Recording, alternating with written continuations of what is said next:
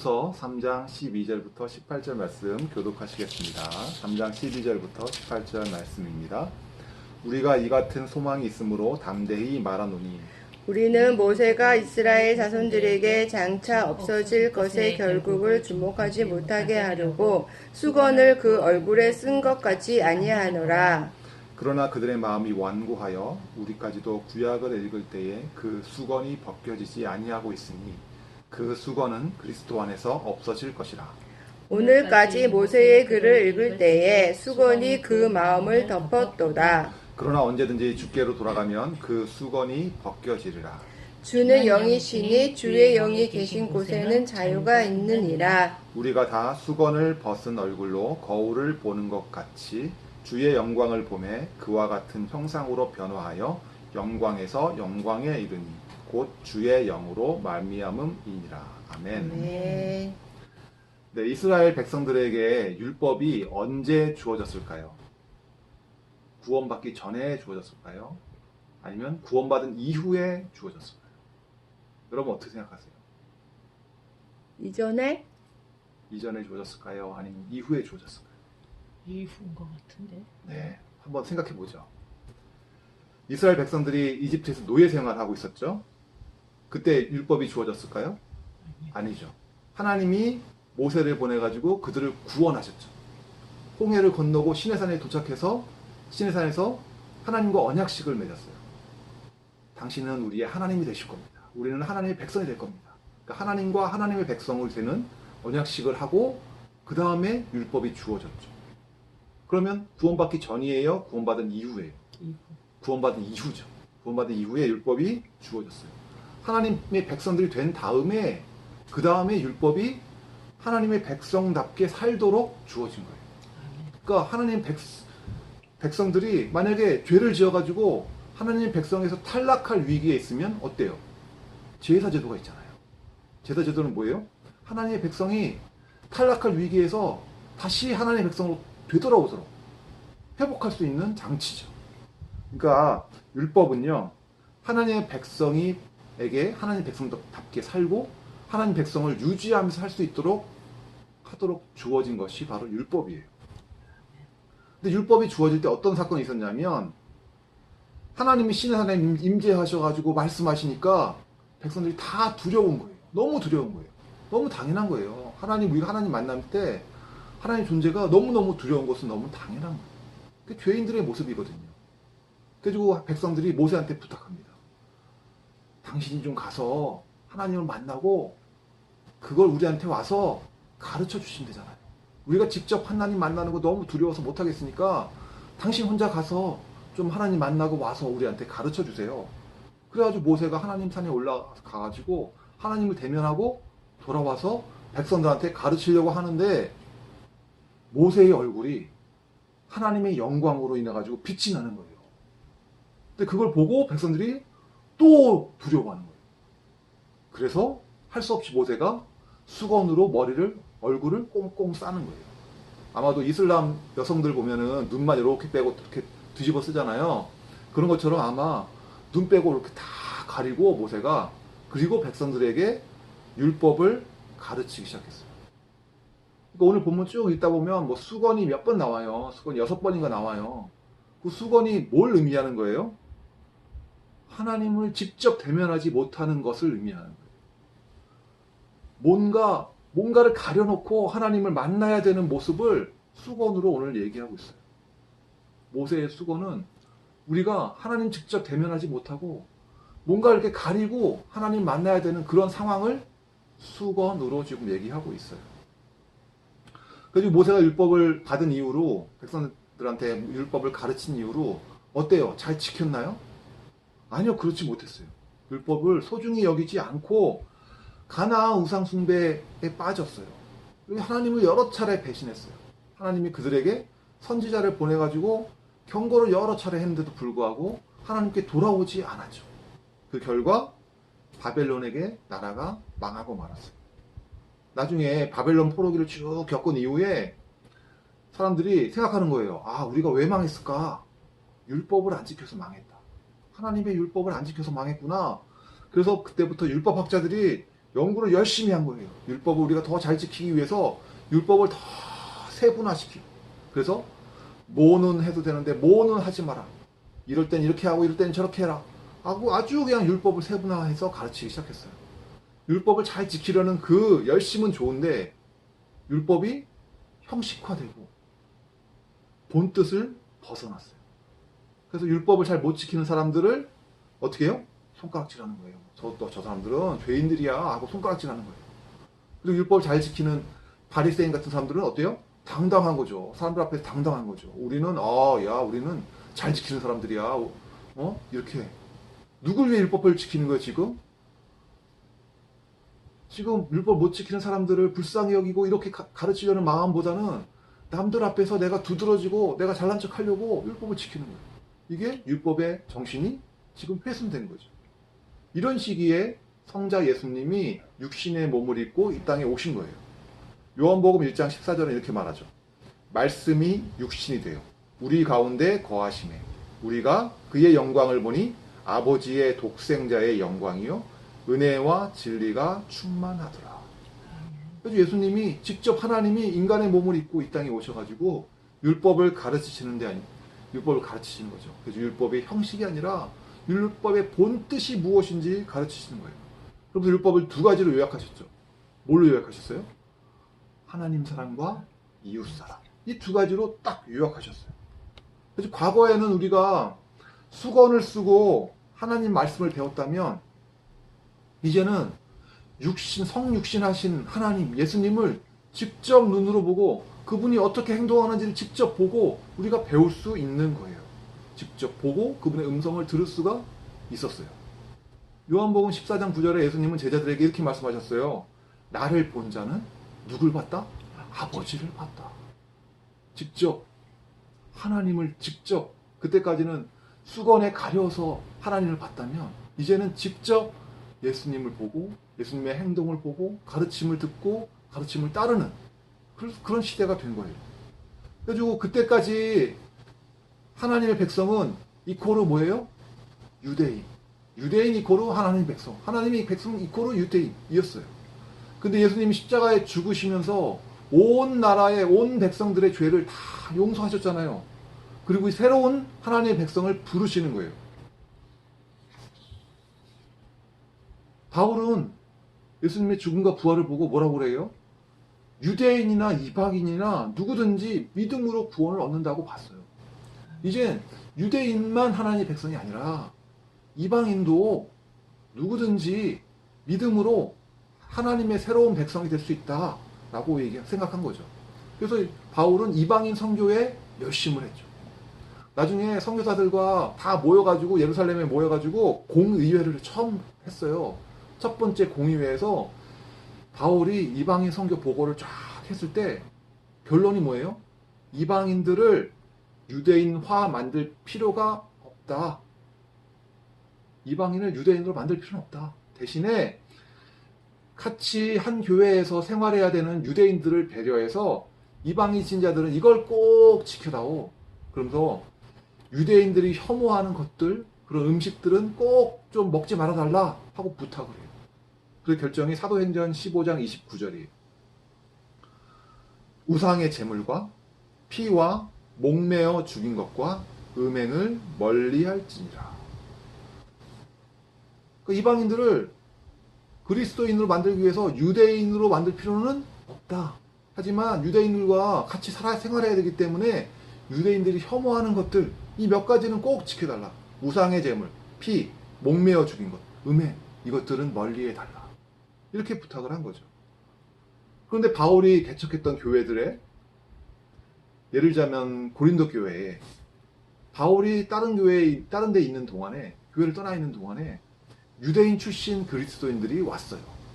그들이 우리는 예루살렘에서 이렇게 초청장을 받았어요 라고 얘기하면서 가르치기 시작하는데 바울과 다른 가르침을 하기 시작한 거예요. 무슨 소리예요. 바울은 초청장이 없어요. 우리처럼. 이렇게 추첨서가 없다고요. 그 사람 말 듣지 말고 우리 말을 들으세요. 율법을 지켜야지 무슨 소리 합니까? 율법 중에서 두드러진 부분이 있거든요. 남들과 구별되는 부분. 이방인들 사이에 살면서도 유대인들이 딱 보기에 아유 저 사람들 유대인들이네 딱 알 수 있는 부분들이 있었어요. 그게 뭐냐면 할례를 받아야 된다. 안식일을 지켜야 된다. 또 음식을 정결한 음식만 골라 먹어라. 이거거든요. 근데 그들의 주장은 뭐예요? 구원을 받으려면 그리스도인이 되려면 먼저 유대인이 되라. 이게 그들의 주장이에요. 근데 그 당시에도요, 경건한 자들이라는 사람들이 있었어요.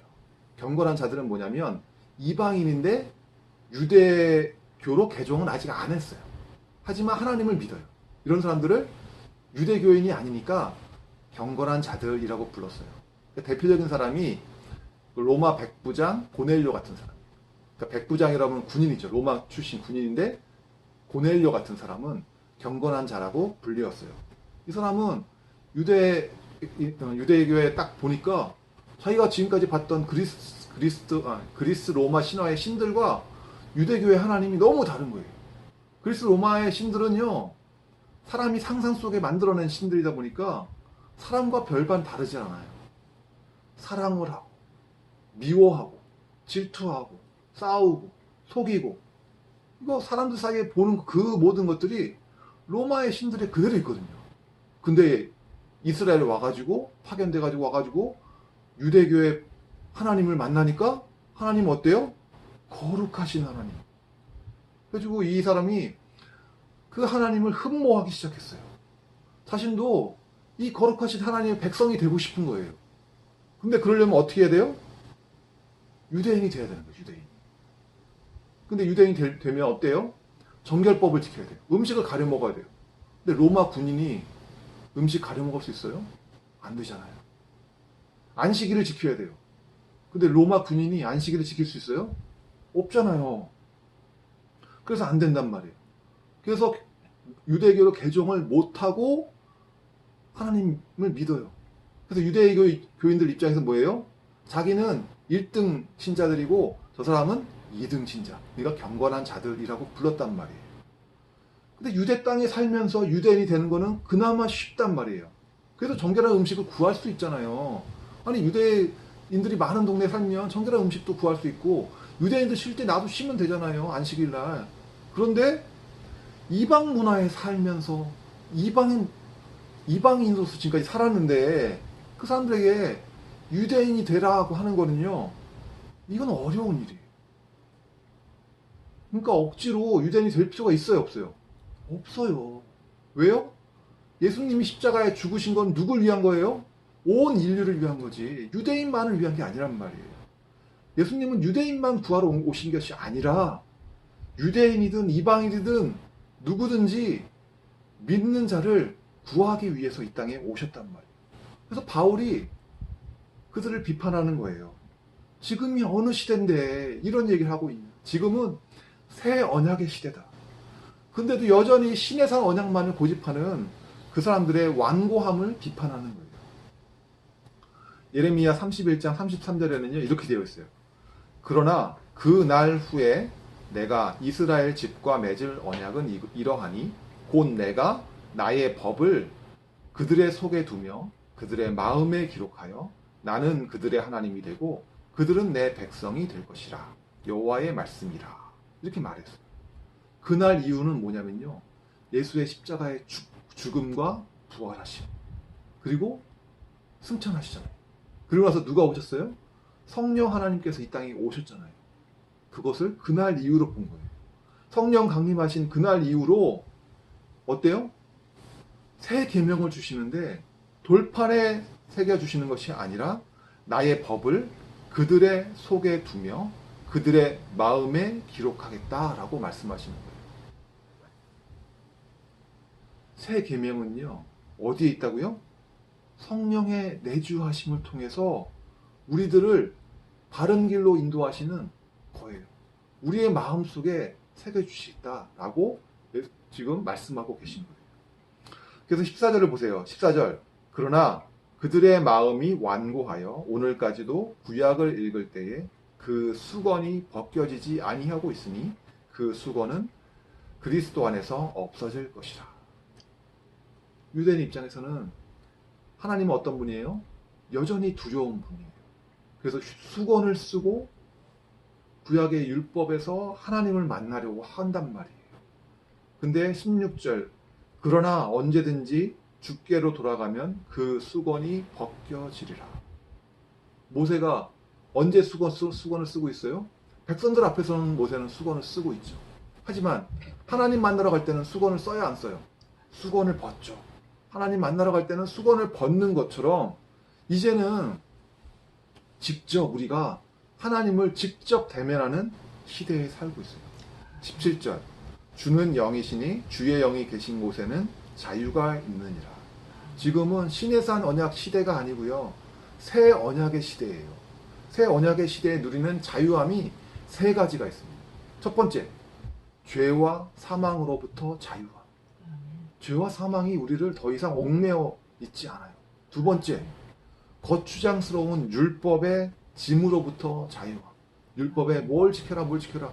우리는 유대인도 아니고요, 유대인의 율법을 똑같이 따를 필요는 없어요.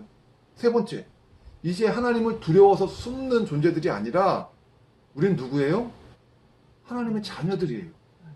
하나님의 자녀들은요, 하나님을 아버지라고 부르면서 언제든지 하나님께 나아갈 자유가 있는 거예요. 이 세 가지, 죄와 사망으로부터 자유, 율법으로부터 자유, 언제든지 하나님을 직접 대면할 수 있는 자유, 이 자유함이 우리에게는 있어요. 과거에는 모세만 특별한 사람만 하나님을 직접 대면했다면 이제는 어때요? 우리 모두가, 하나님 믿는 우리 모두가 하나님을 직접 대면하며 만나는 시대예요. 믿는 자에게 주어지는 내주하시는 성령 하나님을 통해서, 그분의 인도를 통해서 점점 하나님을 닮아가는 사람들로 우리는 변화하는 거예요. 그래서 18절 이렇게 말합니다. 같이 읽을까요? 우리가 다 수건을 벗은 얼굴로 거울을 보는 것 같이 주의 영광을 보매 그와 같은 형상으로 변화하여 영광에서 영광에 이르니 곧 주의 영으로 말미암이니라.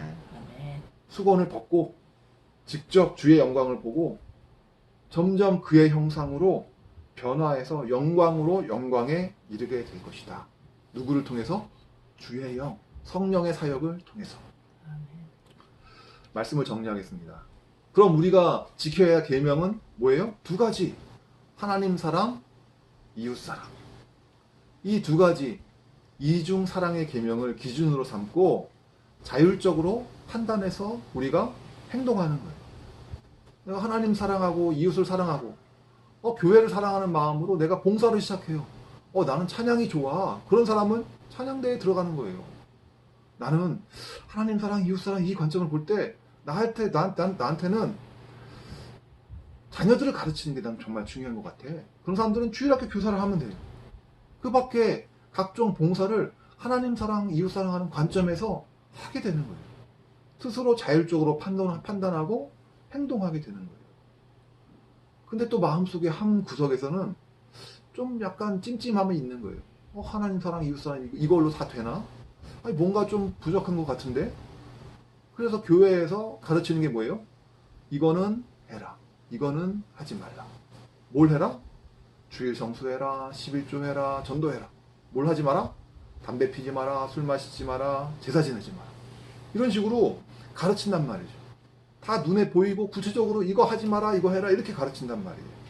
근데 이게 옛날에 바리새인들이 강조했던 거랑 비슷해요. 형식적인 부분들.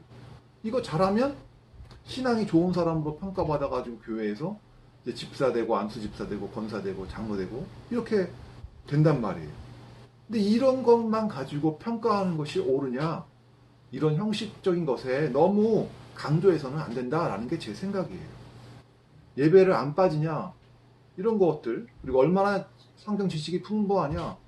그리고 뭐 내게 성령의 은사가 나타나냐? 이런 것도 좋은 것들이죠. 눈에 보이는 것들이에요. 하지만 눈에 보이는 것과 함께 눈에 보이지 않는 것들도 중요해요. 그게 뭐예요?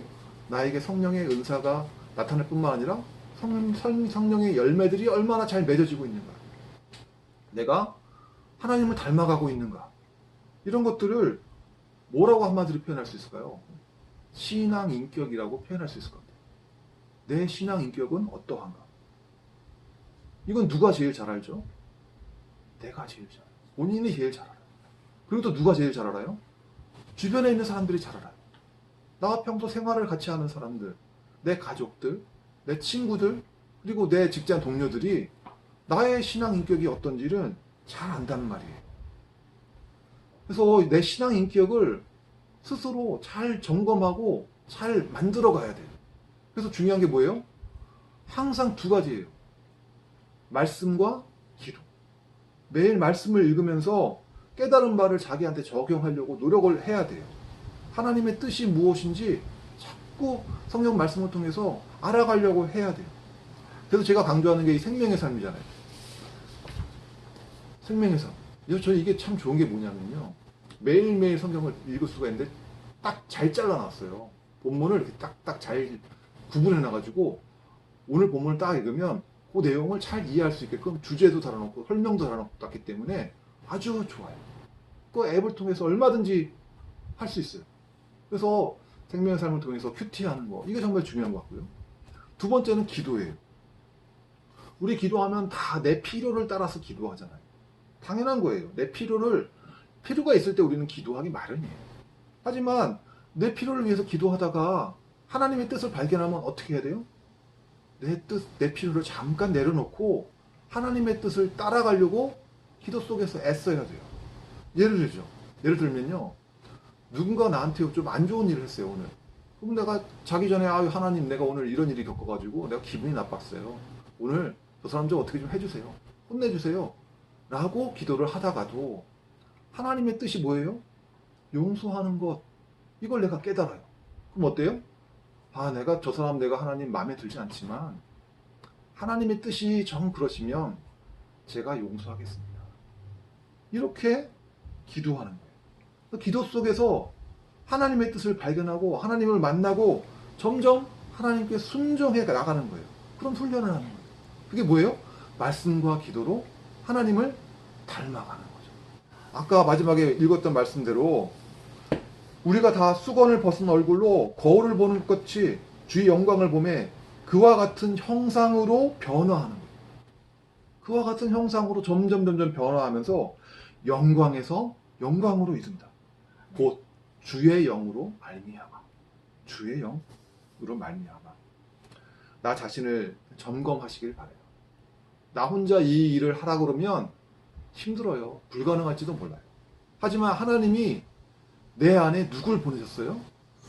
성령 하나님을 보내셔가지고 성령 하나님을 통해서 우리를 도우세요.